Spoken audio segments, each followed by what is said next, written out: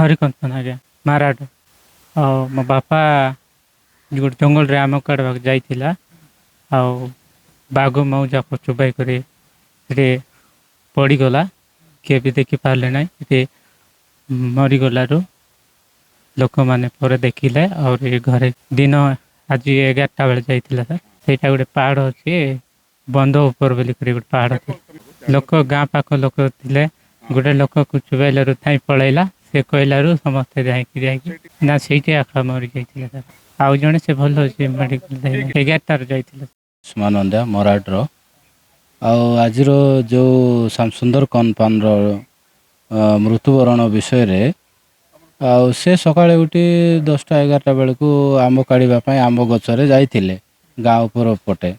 ଆଉ ତାପରେ ସେ ଆମ୍ବ ଗଛରେ ଉପରେ ମାଉ ମାଛି ଅଛନ୍ତି ଯେ ଆମେ ବାଘ ମାଉ ବୋଲି କହିବୁ। ସେ ମାଉ ମାଛି ଅଛନ୍ତି। ଆଉ ସେ ମାଉ ମାଛି ତାଙ୍କୁ ଚୋବାଇଥିବେ। ଆଉ ସେ ମାଉ ମାଛି ଚୋବାଇଲାରୁ ସେ ସେଇଠି ଆକା ପଳାଇ ନ ପାରିକିରି ସେ ଜଣେ ମରିଗଲେ। ଆହୁରି ଜଣେ ତାଙ୍କର ପାଖରେ ଥିଲେ ଅନ୍ୟ ଗାଁର କୁଆଡ଼କେ ଦେଇକିରି ଆସିଥିଲେ ସେଠି ସେ ଧାଇଁକି ପଳାଇ ଗଲେ ଘରକୁ। ତାଙ୍କୁ ବି ଚୋବାଇଛି।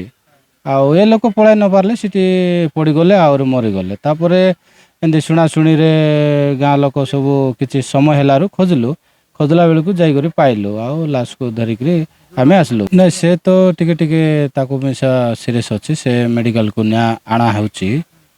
ତ ଏବେ ଯେଉଁ ଲୋକ ମରିଯାଇଛନ୍ତି ତାଙ୍କର ପରିବାର ପୁରା ଗରିବ ଲୋକଟା।